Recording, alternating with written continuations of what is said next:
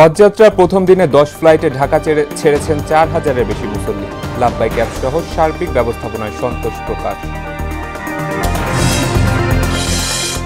কাজের অভাবে উল্লেখযোগ্য সময় বেকার থাকেন কৃষি শ্রমিকরা। দোদুল্যমান ভাগ্য নিয়ে অনিশ্চিত পথই শেষ ভরসা। সরকারি মজুরি নির্ধারণের দাবি। আইএমএফ বিশ্বব্যাংকে নির্ভরশীল নয় বাংলাদেশ বললেন অর্থ উপদেষ্টা। যুক্তরাষ্ট্রের বাড়তি শুল্ক মোকাবেলায় নানা পদক্ষেপ। এবং চাঁদপুরের জেলেদের 2 মাসের অপেক্ষার অবসান হয়েছে মধ্যরাতে। মাছ শিকারে প্রস্তুত অর্ধলক্ষাধিক মৎস্যজীবী। অভিযান সফল হয়েছে দাবি কর্তৃপক্ষের।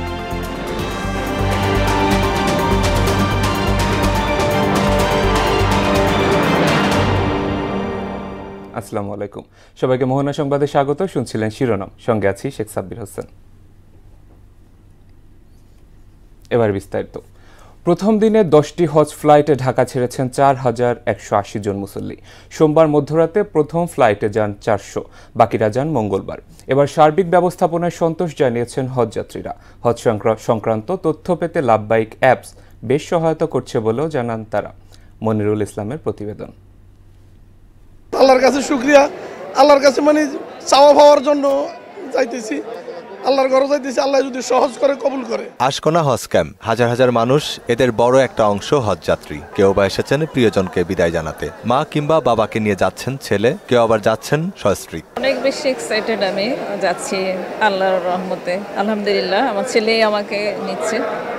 ও বিয়ের করেছে, সব টাকা পয়সা বাবা থেকে নেয়নি। এইটাই আনন্দের আর কি আমার, আর আল্লাহর কাছে যাচ্ছি। গ্রীষ্মের খরতাপে ঘেমে নেয়ে একাকার এক একজন। ঘর্মাক্ত দেহে আশকোনা হজ ক্যাম্প থেকে বিদায় নিচ্ছেন হজযাত্রীরা। আত্মীয় স্বজনদের ছলছল চোখ আর প্রার্থনায় ভরে ওঠে ক্যাম্পের পরিবেশ। সবার চোখে মুখে প্রশান্তির ছাপ। আল্লাহর রাস্তায় আল্লাহর ঘরে যাচ্ছে, আল্লাহ মালিক, আল্লাহই নিয়ে যাবে, যা আসলে সেই করবে। আব্বু আম্মুকে বিদায় দেওয়ার জন্য এসে আমার নিজেরও হজ যাওয়ার একটা আগ্রহ তৈরি হয়েছে। হজে যাচ্ছে, এখন আল্লাহ পাক এটা কবুল করলে এটাই আমাদের অনেক বড় পাওয়া। প্রথম দিনের জন্য নির্ধারিত ফ্লাইট 10টি, যাত্রী সংখ্যা 4180। 3টি এয়ারলাইন্স বহন করবে হজযাত্রী। এবার হজের বিশেষ অ্যাপস লাভবাইকের কারণে তথ্য পেতে বেগ পেতে হয়নি বলে জানান যাত্রীরা। ওটা ইনফরমেটিভ আছে, আমাদের যারা নতুন যাচ্ছে ওদের জন্য ভালো ইনফরমেশন আছে। সো আই থিংক এফেক্টিভ হবে, সামনে আরো ইউজ করে বোঝা যাবে। সবচেয়ে বেশি সময় ক্ষেপণ হতো ইমিগ্রেশনে। বোর্ডিং পাস আর ইমিগ্রেশনের কাজ সারা হচ্ছে হজ ক্যাম্পেই। আর শাহজালাল বিমানবন্দর থেকে করা যাচ্ছে সৌদি আরবের অ্যারাইভাল ইমিগ্রেশন। এতে নির্বিঘ্নে সৌদির বিমানবন্দর ছাড়তে পারবেন যাত্রীরা। ইমিগ্রেশন সৌদি এবং বাংলাদেশটা একসাথে হইব, বাংলাদেশে হইব। এটা অনেক ভালো, কিন্তু সৌদিতে অনেক সময় লাগে। এমন সময় যায় যে 4-5 ঘন্টা লেগে যায় সৌদিতে ইমিগ্রেশন করতে। গত বছর থেকে এবছরের টাকার সংখ্যা একটু কম, এটা ভালো লাগতেছে। ইনশাআল্লাহ আমরা এখন আসলাম তো কোনো সমস্যা মনে হয়নি কোথাও। এবছর মোট হজযাত্রী ৮৭,১০০ জন। এর মধ্যে সরকারি মাধ্যমে ৫,২০০ আর বেসরকারিভাবে যাবেন ৮১,৯০০ জন। মনিরুল ইসলাম, মোহনা সংবাদ, ঢাকা। ভাগ্যে টানা কাজ জোটে না দেশের বেশিরভাগ কৃষি শ্রমিকের। ফলে কর্মহীন এসব শ্রমিকের কাজের খোঁজে পা বাড়ান অন্য জেলায়। অন্যদিকে এ খাতে নেই সরকার নির্ধারিত কোনো মজুরি। আবার শ্রম আইনে শ্রমিকের সংজ্ঞায় কৃষি শ্রম অন্তর্ভুক্ত থাকলেও ন্যূনতম মজুরির কথা উল্লেখ নেই। ফলে দোদুল্যমান ভাগ্য নিয়ে অনিশ্চিত পথে হাঁটতে হয় কৃষি শ্রমিকদের। শ্রমমূল্য নিয়ে আরিফ হোসেনের ক্যামেরায় উষা ফেরদৌসের 3 পর্ব ধারাবাহিক প্রতিবেদনের দ্বিতীয় কিস্তি আজ। কৃষি, কৃষ্টি, কৃষি সমৃদ্ধি, কৃষিকে ঘিরেই মানব সভ্যতার জাগরণ। সব মিলিয়ে কৃষি পৃথিবীর মূল চালিকা শক্তি। অথচ কৃষি প্রধান দেশে স্বাধীনতার 54 বছরেও চরমভাবে অবহেলিত কৃষি শ্রমিকরা।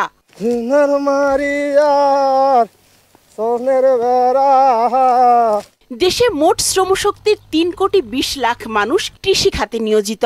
জিডিপিতে কৃষির অবদান সরাসরি 11%, আর প্রক্রিয়াকরণ, পরিবহন ও বাণিজ্য মিলিয়ে কৃষি অর্থনীতির অবদান 23%। তারপরও এ খাতে শ্রমিকদের বঞ্চনা পিছু ছাড়ছে না। আমরা গরিব মানুষ, আমরা কাজ করে দেই, আমরা কাজ করে দেওয়াতেই বড় লোকের আরো বড় লোক। আমরা সবাই ঠগানির চেষ্টাই করে, আমরা আর বেতন বাড়াই দিতে চায়, দুপুরে খাওয়ানি দিতে চায় না। পয়সা জানছে ক্ষেতের ফসল নাই, এই জন্য আমরা আরো রোজ কমে আর কি। ঋণ হিসেবে আর কি, অগ্রিম নেই আর কি। নেওয়ার পরে চলার পরে আবার কাজ করার পরে হেক দিয়ে দিই আবার। দেশে কৃষি শ্রমিকের সংখ্যা প্রায় 2.5 কোটি, যারা হাত পা না নাড়লে ধস নামবে খাদ্য উৎপাদনে, অথচ ন্যায্য মজুরি থেকে এরাই বঞ্চিত হচ্ছেন আজীবন। ন্যায্য মজুরি কই পাই, পরিশ্রম হিসেবে তো ন্যায্য মজুরি আসে না। যখন কাজ কাম হয় ওই সময় সংসার চলে, আর এরপরে মনে করেন বসে থাকলেন ধরে মনে করেন যে ঋণ দাঁড়ি করে খাওয়ানি হয়। প্রত্যেক কৃষকই একজন শ্রমিক, সেই অর্থে দেশের সংখ্যাগরিষ্ঠ শ্রমিক শ্রেণী হলো কৃষি শ্রমিক। মহান মে দিবসের প্রায় 150 বছর পার হলেও কৃষি শ্রমিকের মৌলিক, সামাজিক ও মানবিক অধিকার এখনো সুদূর পরাহত। আমরা কাজ করি সকাল 8টা থেকে ধরেন রাত 10টা তুরি। ব্যাপারীদেরও বহুত লস, আঙ্গরও তেটিয়া কামে আঙ্গরও পুষে না, আঙ্গরও দিন চলে না, কারণ কি আছে কষ্ট মষ্ট করে চলতে হয় আর কি। কৃষক ও কৃষি শ্রমিকদের মৌলিক অধিকার নিশ্চিত করতে না পারলে অদূর ভবিষ্যতে হুমকিতে পড়বে খাদ্য নিরাপত্তা। দেশের মোট শ্রমশক্তির 45% মানুষ কৃষিখাতে নিয়োজিত থাকলেও বরাবরের মতোই অবহেলিত কৃষি শ্রমিকরা, কারণ দেশের রাজনীতিতে তাদের কোনো কার্যকর প্রতিনিধিত্ব কিংবা অংশীদারিত্ব নেই। এমন পরিস্থিতিতে এই কৃষি শ্রমিকদের প্রশ্ন, দেশের খাদ্যের যোগান দেয়া কি তাদের অপরাধ? উষা ফেরদৌস, মোহনা সংবাদ, ভাকুর্তা, সাভার। সীমিত আকারে হলেও আগামী নির্বাচনে প্রবাসীদের ভোট দেয়া নিশ্চিত করতে চায় কমিশন, যদিও এর প্রক্রিয়া নিয়ে এখনও আলাদা মত দেখা যাচ্ছে রাজনৈতিক দল ও অংশীজনদের মধ্যে। বিএনপির পক্ষ থেকে বলা হয় এনআইডির পাশাপাশি পাসপোর্টকেও আমলে নিতে হবে। নির্বাচন ভবনে এক সেমিনারে উঠে আসে সব বক্তব্য। এমআর আসাদের রিপোর্ট। প্রবাসীদের ভোট দেওয়ার পদ্ধতি নিয়ে এর আগে 13 সদস্যের অ্যাডভাইজারি কমিটি করে নির্বাচন কমিশন। কমিটির সুপারিশ নিয়ে রাজনৈতিক দলসহ অংশীজনদের সঙ্গে আলোচনা করতে সেমিনারের আয়োজন করে নির্বাচন ভবনে। সেমিনারে প্রধান নির্বাচন কমিশনার এএমএম নাসির উদ্দিন বলেন, পরবর্তী নির্বাচনে প্রবাসীদের ভোটাধিকার প্রয়োগ নিশ্চিতে প্রতিশ্রুতিবদ্ধ তার কমিশন। তাদেরকে আমরা ইনভলভ করেছি, ইনভলভ করে আমরা একটা মোটামুটি লাক্সই একটা অপশন, লাক্সই অপশন যেটা আমরা ইউটিলাইজ করতে পারি for out of country voting, for expatriate voting, সেটা একটা বের করার চেষ্টা করছি। সেমিনার শেষে রাজনৈতিক দলগুলো পোস্টাল ব্যালট, অনলাইন ও প্রক্সি ভোটিং নিয়ে মিশ্র মতামত দেয়। প্রক্সি ভোটের ক্ষেত্রে অনেক সময় যিনি ভোট মূল ব্যক্তি তার মতের প্রতিফলন নাও হইতে পারে। ধরে নিলাম যে 10% লোকের মতের প্রতিফলন হবে না, তাহলে 1.5 কোটি ভোটারের মধ্যে 15 লক্ষ ভোটারের মতের প্রতিফলন নাও হইতে পারে প্রক্সি ভোটে। আমরা নির্বাচন কমিশনকে অনুরোধ করেছি তাদের সর্বোচ্চ চেষ্টা করার জন্য, যাতে বাংলাদেশিরা যারা প্রবাসীরা আছেন তারা সবাই তাদের ভোটাধিকার প্রয়োগ করতে পারেন। এক্ষেত্রে জন্য পাইলট করে অল্প কিছু মানুষের ক্ষেত্রে ভোটাধিকারের সুযোগ দেয়া, অন্য মানুষকে ভোটাধিকার প্রয়োগ করার ওই সুবিধা থেকে বাইরে রাখা, এটা যেন না হয়। বিদেশে পালিয়ে যাওয়া দেশের শত্রুরা যাতে এর মধ্যে অন্তর্ভুক্ত হয়ে ভোট দেওয়ার সুযোগ না হয়, এই প্রজেক্টটা যাতে তাদেরকে অন্তর্ভুক্ত করার কোনো সুযোগ না থাকে। বিএনপির 3 সদস্যের প্রতিনিধি দলের নেতৃত্ব দেন স্থায়ী কমিটির সদস্য নজরুল ইসলাম খান। জানান, অনেক আগে থেকেই প্রবাসীদের ভোট দেওয়ার সুযোগ নিশ্চিতের দাবি জানাচ্ছেন তারা। এই উদ্যোগের প্রতি আমাদের শুধু সমর্থন না, এটা আমাদেরই দাবি। এবার প্রধান উপদেষ্টা বলেছেন, নির্বাচন কমিশন এই ব্যাপারে উদ্যোগ নিয়েছে, আমরা ধন্যবাদ জানাই তাদের, কিন্তু এটা আমাদের সমর্থনের প্রশ্ন না, শুধু এটা আমাদের দাবি বাস্তবায়ন হচ্ছে বলে আমরা খুশি। এ নিয়ে দলীয় ফোরামে আলোচনা করে মতামত জানানো হবে বলেও জানান নজরুল ইসলাম খান। আমরা আমাদের দলে আলোচনা করে আমাদের দলের পক্ষ থেকে আমরা জানাবো। এমআর আসাদ, মোহনা সংবাদ, ঢাকা। যুক্তরাষ্ট্রের বাড়তি শুল্ক মোকাবিলায় আমদানি রপ্তানি বাড়ানো সহ কৌশলগত নানা পদক্ষেপ নিচ্ছে সরকার। আইএমএফ এর চতুর্থ পঞ্চম কিস্তির বিষয়েও ইতিবাচক সাড়া পাওয়া গেছে বলে জানান অর্থ উপদেষ্টা সালেহ উদ্দিন আহমেদ। বিকেলে সরকারি ক্রয় সংক্রান্ত উপদেষ্টা পরিষদ কমিটির বৈঠক শেষে এসব কথা বলেন তিনি। আইএমএফ এবং বিশ্ব ব্যাংকের উপর বাংলাদেশ নির্ভরশীল নয় বলেও জানান সালেহ উদ্দিন। গভর্নমেন্টের energy division, state department, labour department, agriculture department, এগুলো ট্রেজারি ডিপার্টমেন্ট, তাদের সাথে কথা বলেছি। আর ইম্পর্টেন্ট হলো আইএফসির সাথে কথা বলেছি, ওপেক ফান্ডের সাথে। অর্থাৎ এটা কিন্তু একটা সার্বিকভাবে একটা বহুর্মুখী একটা ইস্যু। আইএমএফ ডিপেন্ডেন্ট আমরা না, এখন আর ওই দিন চলে গেছে। আইএমএফ বা ওয়ার্ল্ড ব্যাংক ডিপেন্ডেন্ট না, তবে ওয়ার্ল্ড ব্যাংকের প্রজেক্টটা ওরা তো বলছে আমরা ইস্যু করবো, তো আমরা বাকিগুলো আমরা প্রসেস করবো। চাঁদপুরের জেলেদের 2 মাসের অপেক্ষার অবসান হয়েছে মধ্যরাতে। পদ্মা ও মেঘনা নদীর অভয়াশ্রম এলাকায় মাছ শিকারের নিষেধাজ্ঞা উঠে যাওয়ার যাওয়ায় জাল ও নৌকা নিয়ে ব্যস্ত অর্ধলক্ষাধিক জেলে। নিষেধাজ্ঞার সময়টাতে জেলেদের নানা অপ্রাপ্তি অনুযোগ থাকলেও এবার অভিযান সফল হয়েছে বলে দাবি করছেন জেলা মৎস্য কর্মকর্তা। রফিকুল ইসলাম বাবুর প্রতিবেদন, জানাচ্ছেন তাহসিন তারিন। 2 মাসের নিষেধাজ্ঞা শেষে চাঁদপুরের পদ্মা ও মেঘনা নদীর অর্ধলক্ষাধিক জেলেরা আবারও প্রস্তুত মাছ ধরতে। জাটকা সংরক্ষণের লক্ষ্যে সরকার মার্চ এপ্রিল এই 2 মাস মাছ ধরায় নিষেধাজ্ঞা জারি করেছিল। ইতিমধ্যে জেলেরা তাদের নৌকা ও জাল মেরামত করে প্রস্তুত রেখেছেন। নিষেধাজ্ঞা চলাকালে নিবন্ধিত প্রায় 40,000 জেলেকে খাদ্য সহায়তা হিসেবে 40 কেজি করে চাল প্রদান করা হলেও তারা এই সহায়তাকে অপ্রতুল্য বলে উল্লেখ করেছেন। নৌ পুলিশের প্রতি কিছু অভিযোগ থাকলেও 2 মাস পর মাছ ধরতে যাবে তাই খুশি জেলেরা। আমরা অনেক নদীতে নামো, ওই যে জালের কাজ টাজ করতেছি, যে আমরা ঋণগ্রস্ত হয়েছি, আমরা নদীতে জাল মল নৌকা দোয়ান সব ঠিক করতেছি, কিস্তিতে টাকা উড়া পয়সা উড়া। সরকারি যে চাল দেয়, আমরা মানুষ হলাম 12-13 জন একটা ফ্যামিলির ভিতরে, চাল দেয় 30 কেজি। এই চাউলে আমাকে সংসার চলে না। অভিযানে 120টি মামলা সহ 3,19,000 টাকা জরিমানা করা হয়েছে। ধ্বংস করা হয়েছে কয়েক প্রকারের 10 লক্ষের বেশি জাল। তবে অভিযান সফল হয়েছে বললেন জেলা মৎস্য কর্মকর্তা। আমাদের এবারের অভিযান যেটা দেখতে পাচ্ছি যে আমাদের স্পিড বোট বেশি থাকার কারণে জেলেরা নদীতে নামতে পারেনি এবং জেল জরিমানার পরিমাণও খুব বেশি না এবং জাল ধরার পরিমাণও কম।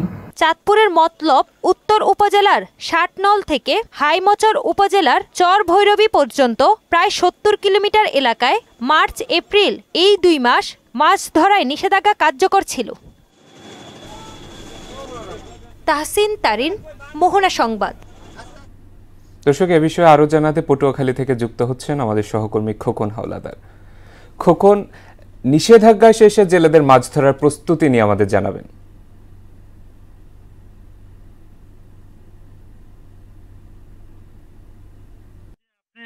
জানেন যে 2 মাস মার্চ এবং এপ্রিল এই 2 মাস কিন্তু মাছের আবারণ্য গড়ে তোলার জন্য এবং যে মাছের প্রজনন বৃদ্ধির জন্য কিন্তু সরকার 2 মাস যে মাছ ধরার নিষেধাজ্ঞা দিয়েছেন, বিশেষ করে 5টি নদীতে। তেঁতুলিয়া নদী থেকে শুরু করে আমার বাউফলের যে গলাচিপা যে আছে সেই এলিয়ে পর্যন্ত, সেখানে কিন্তু আমরা দেখতে পেয়েছি যে এই 2 মাসে জেলেরা কিন্তু নদীতে কিন্তু তারা মাছ ধরা থেকে অনেকটাই বিরত ছিল। আমরা পটুয়াখালী জেলা মৎস্য কর্মকর্তা জনাব কামরুল ইসলামের সঙ্গে কথা বলেছি। তিনি আমাদেরকে যেমনটা জানিয়েছেন যে প্রতি বছরের চেয়ে এবছর কিন্তু তাদের যে অভিযানের যে অভিযানটা সেটা কিন্তু তাদের যে সরকারি যে ছিল সেটা কিন্তু অনেকটা সফল হয়েছে। বিশেষ করে জেলেদের মাঝে কিন্তু তারা লিফলেট বিতরণ করেছে এবং জনসচেতনতামূলক কিন্তু বিভিন্ন মাইকিং করেছে, যার ফলে কিন্তু জেলেরা নদীতে এই যে মাছ ধরার থেকে কিন্তু বিরত রয়েছে।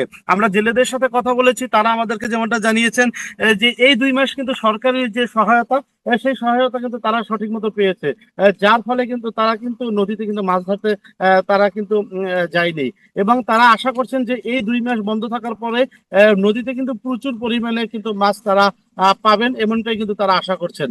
এবং এইখানে জেলা মৎস্য কর্মকর্তা আমাকে আরেকটি জানিয়েছেন যে যেহেতু 2 মাস এই সব এলাকায় মাছ ধরা বন্ধ ছিল, সেহেতু যে জাটকা যে মাছগুলো রয়েছিল সেগুলো কিন্তু এখন অনেকটাই কিন্তু বড় হয়েছে এবং মাছের যে প্রজননের বিষয়ে যে তারা যে উদ্যোগ নিয়েছিল সরকার, সেই উদ্যোগটা কিন্তু অনেকটা সফল হয়েছে এবং জেলেরাও কিন্তু একই কথাই বলছেন যে সরকারের এই উদ্যোগটা সফল করার জন্য তারা কিন্তু সরকারের সাথে কিন্তু তারা একাত্মতা ঘোষণা করে নদীতে মাছ ধরা তারা কিন্তু বন্ধ রেখেছিলেন। এখন তারা অধিক আগ্রহ অপেক্ষা করছেন নদীতে মাছ ধরার জন্য এবং তারা আশা করছেন নদীতে পর্যাপ্ত পরিমাণে তারা মাছ পাবেন এবং তাদের যে এই 2 মাস যে ঘাটতি রয়েছেন সেই ঘাটতি তারা পুষিয়ে দিতে পারবেন বলে জেলেরা আমাদেরকে জানিয়েছেন। তো পটুয়াখালী থেকে আমার কাছে এই ছিল 2 মাস মাছের উপরে নিষেধাজ্ঞা নিয়ে সর্বশেষ তথ্য। খোকন, ধন্যবাদ আপনাকে। শেরপুর জেলায় কলা চাষে ভাগ্য বদলেছে শত শত চাষির। কম খরচে বেশি লাভ হওয়ায় চাষিরা ঝুঁকছেন কলা চাষে। পুষ্টিমান ভালো হওয়ায় স্থানীয় চাহিদা মিটিয়ে দেশের বিভিন্ন স্থানে সরবরাহ করা হয় এখানকার কলা। কৃষকদের সব ধরনের পরামর্শ দিয়ে সহায়তা করছে কৃষি বিভাগ। মইনুল হোসেন প্লাবনের প্রতিবেদন, জানাচ্ছেন আফরিন পপি। শেরপুর জেলায় মাটি ও আবহাওয়া কলা চাষের উপযোগী হওয়ায় শেরপুর সদর, শ্রীবর্দী ও ঝিনাইগাতী উপজেলা সহ জেলার বিভিন্ন স্থানে বেড়েছে কলার চাষ। মালভোগ, চিনি চম্পা, সবরি, মেহেরসাগর ও রঙিন মেহেরসাগর সহ নানা জাতের কলা চাষ করে লাভের মুখ দেখছেন চাষিরা। কম খরচে বেশি লাভ হয়। অনেকেই জমিতে ধান, পাট, গম, ভুট্টা, আলু সহ রবি শস্য চাষ না করে কলা চাষ করছেন। 1 বিঘা জমিতে কলা চাষ করতে প্রথম বছরে সর্বোচ্চ 10,000 টাকা খরচ হয়। প্রতি বিঘা জমিতে প্রতি বছর 400 থেকে 450 কাঁদি কলা পাওয়া যায়, যা ক্ষেত থেকে পাইকারি মূল্যে বিক্রি করলে 1 লাখ থেকে 1,20,000 টাকায় বিক্রি হয়। এভাবে 2 বছরে মোট 3 বার কলা পাওয়া যায়। অল্প পুঁজিতে লাভজনক কলার চাষ আমি এবার 10% জমি করছি, তবে আগামীতে আরো বেশি করার জন্য নিয়ত আছে। কলা চাষ আমাদের লাভ বেশি। কলা খাইতেও সুস্বাদু এবং অনেক ভালো। কলা তো 6 মাস পর পর সরি বাড়া। কৃষকদের কাছ থেকে সরাসরি কলা কিনে পাইকারি বিক্রি করেন ব্যবসায়ীরা। কলাটা আমরা বাগান থেকে সরাসরি কিনে নিয়ে আসি। খুচরা বাজারে কলাটা বিক্রি করি 32 টাকা আলি, কিনি 35 টাকা আলি বেশি। উচ্চ ফলনশীল কলা চাষে সব ধরনের সহায়তা দিচ্ছেন জেলা কৃষি বিভাগ। জেলায় সবচেয়ে বেশি কলা আবাদ হয়েছে শ্রীবর্দী উপজেলায়। ধানের তুলনায় কলা চাষে অধিক লাভ হয়। কৃষকরা কলা চাষের দিকে উদ্বুদ্ধ হচ্ছেন। বর্তমানে কৃষক প্রতি একর জমিতে প্রায় 3 থেকে 4 লাখ টাকা লাভবান হচ্ছে কলা চাষ করে। শেরপুর জেলায় এবার 720 হেক্টর জমিতে কলা আবাদ হয়েছে। এখানে উৎপাদিত কলা শেরপুর, জামালপুর, নেত্রকোনা, ময়মনসিংহ সহ দেশের বিভিন্ন স্থানে বিক্রি হয়। আফরিন পপি, মোহনা সংবাদ। এবার সারা দেশে অনুষ্ঠিত সভা সমাবেশ সহ নানা বিষয়ে প্রতিনিধিদের তথ্যে ডেস্ক রিপোর্ট। সাবেক প্রধান বিচারপতি ABM খায়রুল হককে গ্রেফতার ও বিচারের দাবিতে বান্দরবানে বিক্ষোভ সমাবেশ করেছে বাংলাদেশ জাতীয়তাবাদী আইনজীবী ফোরাম। সাহসী ও দায়িত্বশীল আগামীর প্রজন্ম এই প্রতিপাদ্যকে সামনে রেখে ঠাকুরগাঁওয়ে স্কাউট উদযাপন করা হয়েছে। জেলা প্রশাসকের কার্যালয় থেকে একটি বর্ণাঢ্য র্যালি বের করা হয়। 6 দফা না হয় মৃত্যু এই প্রতিজ্ঞা করে প্রতিষ্ঠান শাটডাউন ঘোষণা করে মূল ফটকে তালা ঝুলিয়ে দিয়েছে ময়মনসিংহ পলিটেকনিক্যাল ইনস্টিটিউটের শিক্ষার্থীরা। ফরিদপুর গজারিয়া ইউনিয়নের বায়ার ক্রপ সায়েন্সের আয়োজনে ডি ক্লেপ ফলনশীল ভুট্টা বীজের মাঠ দিবস অনুষ্ঠিত হয়। মানিকগঞ্জের ঘিওরে মিথ্যা মামলা দিয়ে হয়রানির প্রতিবাদে মানববন্ধন করেছে এলাকাবাসী। উপজেলার সিংজুরি ইউনিয়নের বৈলতলা গ্রামে এই মানববন্ধন অনুষ্ঠিত হয়। কুমিল্লার দেবিদার সাব রেজিস্ট্রার অফিসের সিদ্ধান্তে দলিল লেখকদের পেশাগত বৃদ্ধি, সুশাসন ও অধিকারদিহিতা নিশ্চিতকরণের বিষয়ে অভ্যন্তরীণ প্রশিক্ষণ কর্মশালা অনুষ্ঠিত হয়েছে। রাঙ্গামাটি জেলা প্রশাসকের সম্মেলন কক্ষে পরিচ্ছন্ন শহর পরিচ্ছন্ন গ্রাম কর্মসূচি বাস্তবায়ন কমিটির সভা অনুষ্ঠিত হয়েছে। গাজীপুরে কালিয়াকৈরে অবৈধ বোতল কারখানা ও রং তৈরির 2 কারখানাকে 1 লক্ষ টাকা জরিমানা করেছে ভ্রাম্যমাণ আদালত। উপজেলা সহকারী ভূমি কমিশনার দিল আফরোজার নেতৃত্বে এই অভিযান পরিচালনা করা হয়। ঢাকার গাজীপুরে মব সৃষ্টি করে আহলে সুন্নাত আয়াল জামাত কর্মী মাওলানা রহিসুদ্দিন হত্যার প্রতিবাদে দোষীদের গ্রেফতার ও বিচারের দাবিতে ফেনী পরশুরাম উপজেলা শাখার উদ্যোগে বিক্ষোভ সমাবেশ করা হয়েছে। নাটোরের সিংড়ায় সেবার মান বৃদ্ধিকরণে পৌরসভার চলাচলরত রিকশা, ভ্যান ও ইজি বাইক যানবাহনের লাইসেন্স কার্যক্রমের শুভ উদ্বোধন করা হয়।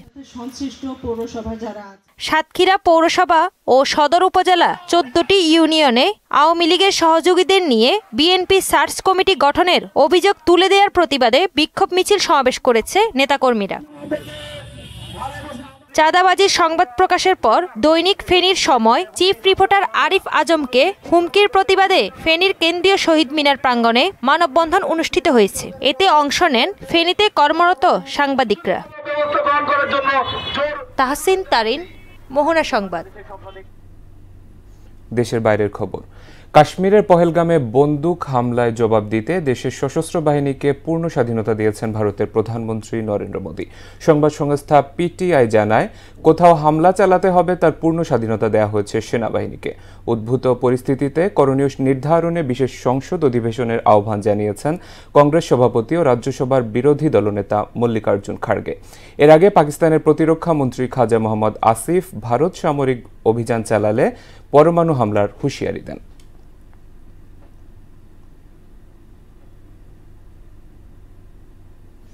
ইসরায়েলি বর্বরতায় গাজায় আরও 51 ফিলিস্তিনি ও অর্ধশতাধিক আহত হয়েছেন। এ নিয়ে গেল 18 মাসে 52,400-তে উন্নীত হয়েছে প্রাণহানি। এদিকে চীনের উত্তর পূর্বাঞ্চলের লিয়াওনিং প্রদেশের লিয়াওয়াং শহরের একটি রেস্তোরাঁয় অগ্নিকাণ্ডে অন্তত 22 জন নিহত ও 3 জন আহত হয়েছে। মঙ্গলবার স্থানীয় সময় দুপুরে এ ঘটনা ঘটে। দর্শক, এ পর্যায়ে জানিয়ে দিচ্ছে আজকের সংবাদপত্রের গুরুত্বপূর্ণ শিরোনামগুলো।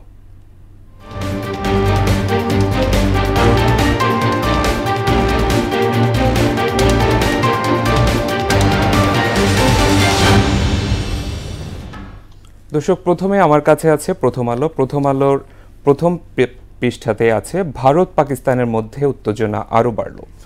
বাম দিকে আছে, আইএমএফ এর ঋণের ব্যাপারে কঠিন সিদ্ধান্ত নেবে বাংলাদেশ।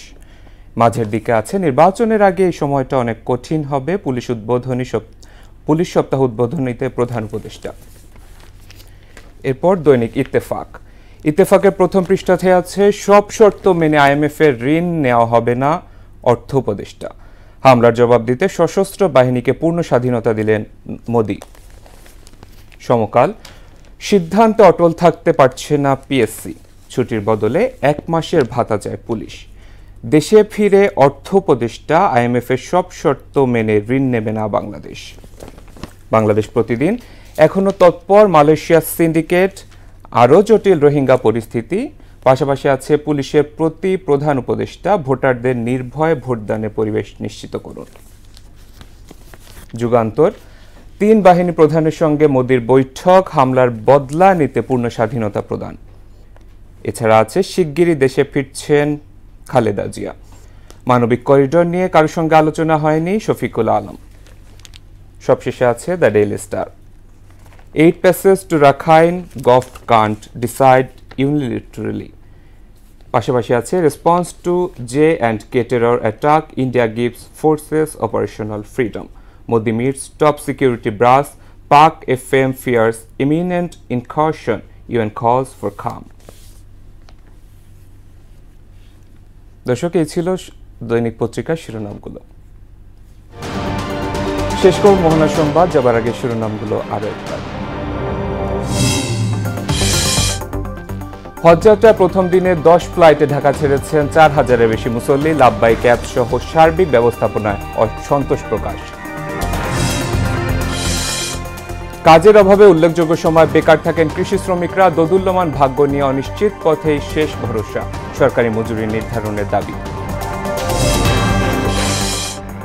আইএমএফ বিশ্বব্যাংকে নির্ভরশীল নয় বাংলাদেশ, বললেন অর্থ উপদেষ্টা। যুক্তরাষ্ট্রের বাড়তি শুল্ক মোকাবেলায় নানা পদক্ষেপ। এবং চাঁদপুরের জেলেদের 2 মাসের অপেক্ষার অবসান হয়েছে মধ্যরাতে, মাছ শিকারে প্রস্তুত 1.5 লক্ষাধিক মৎস্যজীবী, অভিযান সফল হয়েছে দাবি কর্তৃপক্ষের। এই ছিল মোহনা সংবাদে। পরবর্তী সংবাদ দেখবেন দুপুর 1টায়, এর আগে দুপুর 12টায় দেখবেন সংবাদ 1 নজরে। মোহনার সবশেষ খবর জানতে ভিজিট করুন www.mohana.tv। সংবাদ দেখতে পারেন ফেসবুক এবং ইউটিউবে। এতক্ষণ সঙ্গে থাকার জন্য ধন্যবাদ।